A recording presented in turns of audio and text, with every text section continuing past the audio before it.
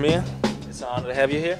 All right, thanks a lot, It's man. not your first time in Poland, right? No, I've been to Warsaw twice. Never been to Lodz. Lodge, okay. But you've been solo to Warsaw or with Gangstar? Yeah, we're on our the owners tour. Okay, Yeah. okay. Now, I guess there's people out there that might have heard of Gangstar but don't know the origins and everything. Tell me, go through the timeline of how you met with Guru, who was back at the time not Guru but Keithy E, right? Yeah. And just the whole history. I mean, basically, Gangstar was already an established group back in 1986 as far as making professional records. Right. They were signed to Wild Pitch Records. There used to be 3 members of the group. It was Guru, Keithy E, the Guru, and then there was Dame Odisky. Dame Odisky, yeah, okay. Dame Odisky. And then there was a DJ, Wanna Be Down, whose brother, his name was Gangstar T. His brother is where they got the name Gangstar from. Okay. All right, so but it didn't. It was just Gangstar. Guru added another R to it. Okay. And he told T, hey, we want to call the group Gangstar, and he was like, no problem, go ahead, use the name. So the original Gangstar members at that time were Big Suge and Guru, Right. who's also of Gangstar Foundation. So Right. Big Suge went to jail, did a little bid. So while he was in jail, it became Damo, Guru, and Wanna Be Down.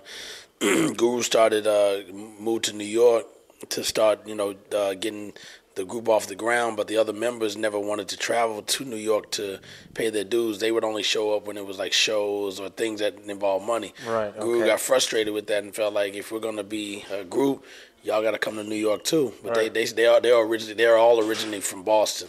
I'm originally from Texas, so Where in Texas? You from? Houston. Houston. Yeah. Okay.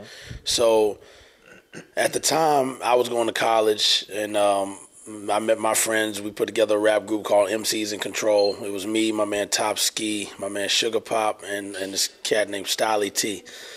We were together, and I used to work at a record store, and the guy that used to buy the 12 inches was a good friend of mine named Carlos Garza. And Carlos, we used to report, at that time hip-hop was all independent. Right. So he used to report to one of the records that he liked, which was a Gangstar record, and he used to call the owner directly, Stu Fine. Okay. He said, man, I know this DJ who's really nice, that's ill from out here in Texas. And he was like, really? He said, send me a demo of him. Okay. So he sent him a copy of my demo without me wanting him to send it, because Okay. I wasn't really trying to be a professional artist at that time. I just did it as a hobby. Right. Because, I DJ'd all the local parties at school and everything. Okay, So okay. I was known for that, and I used to make all the mixtapes for everybody in the neighborhoods. Everybody had my mixtapes.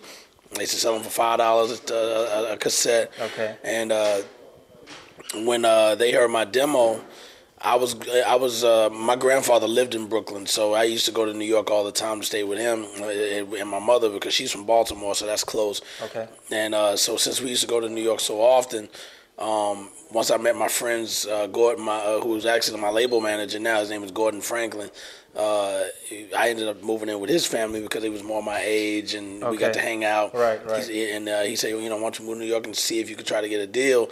But I was going to get a deal with my group, not with Gangstar. So, Right. So long story short, What was the name of your group again? MCs in Control. MCs in Control. Then we Okay. changed it to the ICP, which was Okay. Inner Circle Posse. Okay. But then we saw there was a Jamaican group who had that same name, so we was like, yeah. so we just called it ICP for short. But what happened was, Guru was pretty much now Gangstar by himself. He kicked out the other members of the group and said, if you're not gonna come up here to New York to help me struggle and try to get a better deal, I'm just gonna run with the name. Right. Me, Stu Fine heard my demo and was like, man, I really like you. He said, would you like to come up here and maybe do some work with Gangstar?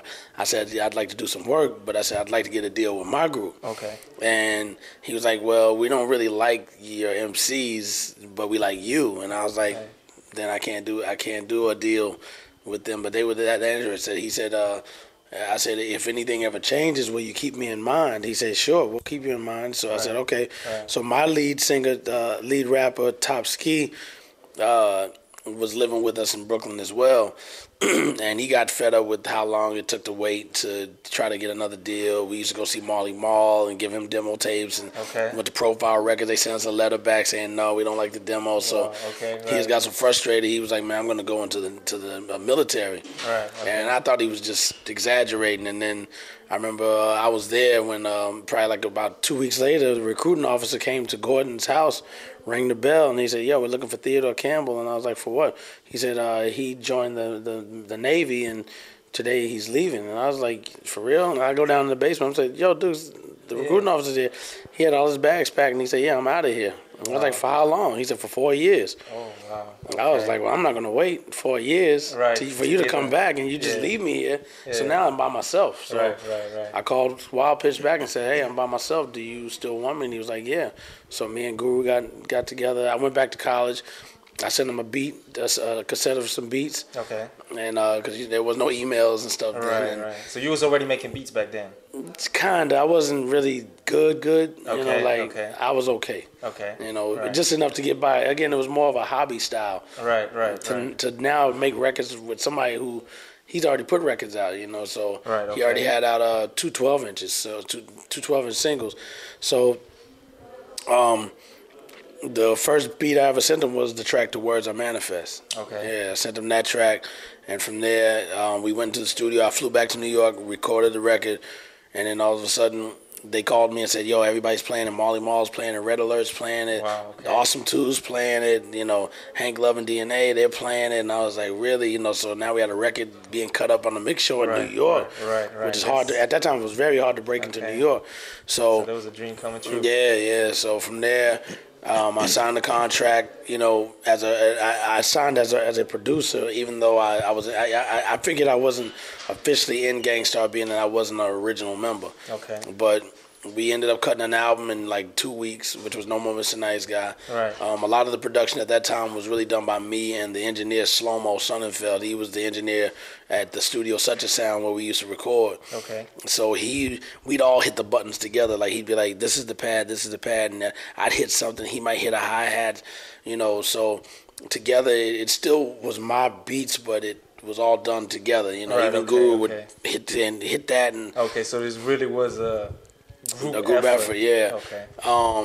The next album is when I said, I want to show that I can really do this on my own. Right. So I really started working on beats a little more, and then I just started to develop a sound that was different from everybody else's, and that's when Step in the Arena really, to me, was the first album to showcase my production talent. Okay, right. And that's pretty much how, in a nutshell, how I got in. Okay.